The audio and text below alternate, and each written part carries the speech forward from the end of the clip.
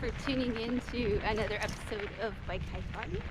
Today I'm out on my own and I'm biking around Jaco, and I thought this would be a good opportunity to just go find some plants so that I am able to show you guys a few tips on identifying various plants. So we're going to look at different features to look for in a plant, and I just thought that would be a good starting point for beginners. So keep it really simple and yeah, just try to find some interesting stuff. You can see behind me it's a pretty cloudy afternoon and they're calling for thunderstorms, so I'm hoping it only rains a bit later.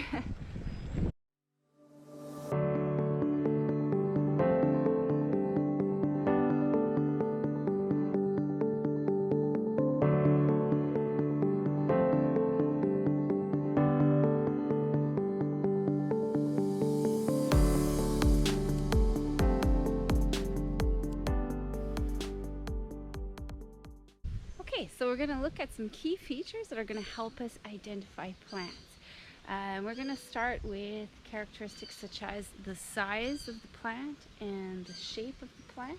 Like, as you can see, this heliconia over here is quite a large plant. It's the one in front of me is well over 2 meters tall, and there's other plants around me on the floor that are only a few centimeters tall.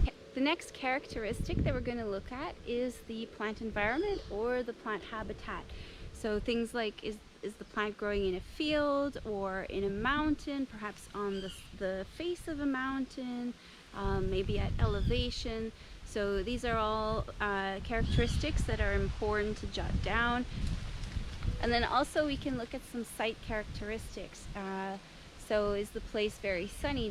Does the plant receive direct sun? Is it in a shady area? How much rainfall does this area receive? You might find there's characteristics that are currently unavailable when you're actually documenting the plants. So things like flowers. Flowers are seasonal, and you might not come across a flower, but if you do, then you definitely want to start taking down characteristics of the flowers: the size, the color, the fragrance, the shape of the flower. If you can gather all this information, then you can go home, you can start looking in some herbariums or looking online and trying to find plants that resemble the descriptive features that you're looking for.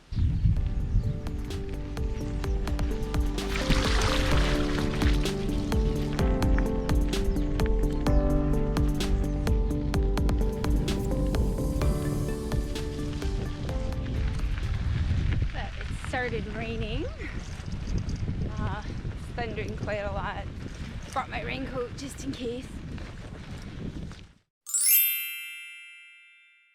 So we're going to identify leaves by their shape, by their margin, and by their veining. So leaf shape, what are we talking about here? Is the leaf broad? Is it narrow? Is it long? Is it round? So any descriptive word will help you. Of course, we have a lot of botanical jargon such as cordate, linear, ovate, obovate, palmately lobed, elliptical, but you can use words just like triangular, rounded, wide, oval.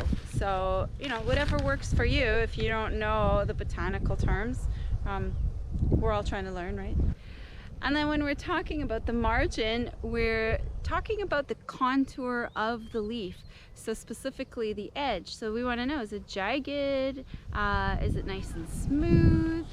Some examples of descriptive words for margins are serrate, undulate, entire, cimsate, crenate, crenulate.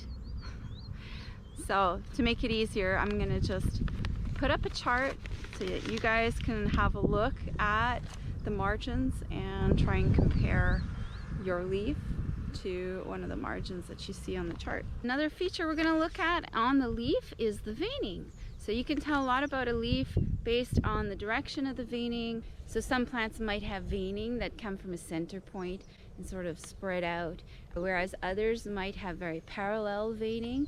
So these are all features that are really important, again, in identifying that plant. Plant leaf identification is a really practical way for almost anybody to begin their plant identification journey and to start recording the data that they collect on their field trips. Through plant leaf identification, you can easily gather enough information to go home, do some research, and come up with some possible IDs for these plants. So I found a very cool plant. If you saw our last episode, we discussed mimosas. Here's another mimosa right here. So some interesting things that we're going to look at on this plant to help us identify are basically the shape of the leaves. So first off, we can see that this is a compound leaf. It's not a simple leaf. So the leaves on the Mimosa pigra are bipinnate, as we can see by the shape, and they're a bright green color. The stem is actually woody. So it's important to note too that the color of the flower really depends on the phase of flowering.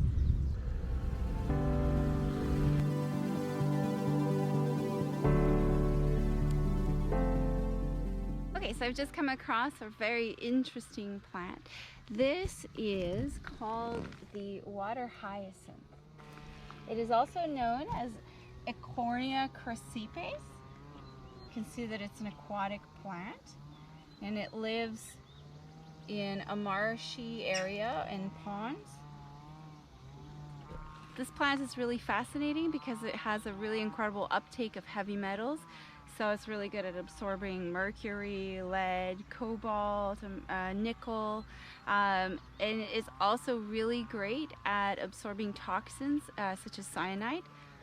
So that's pretty neat. And this is an edible plant. It's very rich in carotene. And one fun fact that I found out about the water hyacinth is that the extract from the leaf has been shown to exhibit some phytotoxicity against invasive Mimosa pigra, which we just saw a few moments ago. So we can actually see also that the petiole on the plant is bulbous. And if we count the amount of flowers on this clump, there are actually 8. So you could jot down the color. So we see that there's lilacs and dark purples. There's yellow as well. The leaves are glossy, bright green, and in this case we can see that the margin is entire, which means it's smooth. We can see that the shape of the leaf is round and wide, and we can also see that the veining is parallel.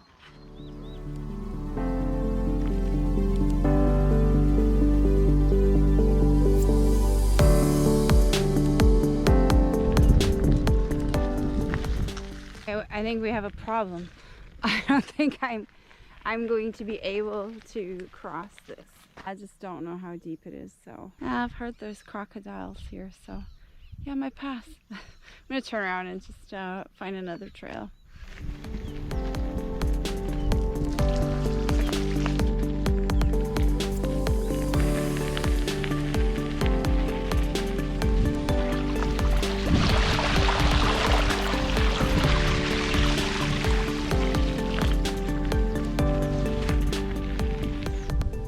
Another plant I wanted to show you was the Crotona Retusa. So this plant contains an alkaloid that is toxic. The seeds of this species are some of the most toxic of all the Crotona species. So if we look below, we can see that the leaf shape is obovate with a rounded leaf tip. And we can tell that the margin is entire, which means it is smooth. The flowers on this species are typical pea flowers. They are bright yellow. The stem is erect and rigid, as you can see.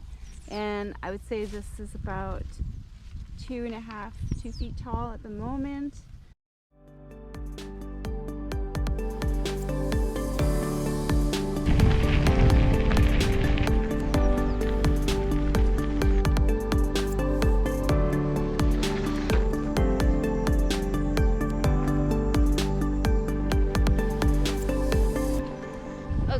I saw one last spot that I thought would be really interesting, just to show you the variety of shapes, margins, and veining that exist in nature. So just in this one area right here, we can see different types of veining and leaf shapes and margins. So we'll see if we can go through each one and just name their shape, their margin, and their veining pattern. So we'll start with this one here.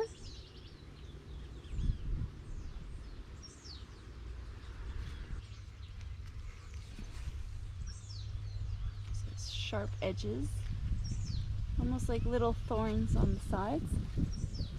And then how about this guy? This has a really interesting margin.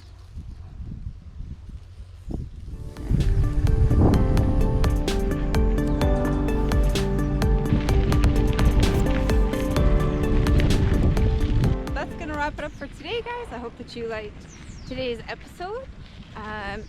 Hope you learned something about how to identify plants. If you like this content, hit the like button below and please subscribe to our channel. This really helps us reach more viewers. And yeah, hit the notification button so you can be notified when our next video comes out. And thanks again for watching.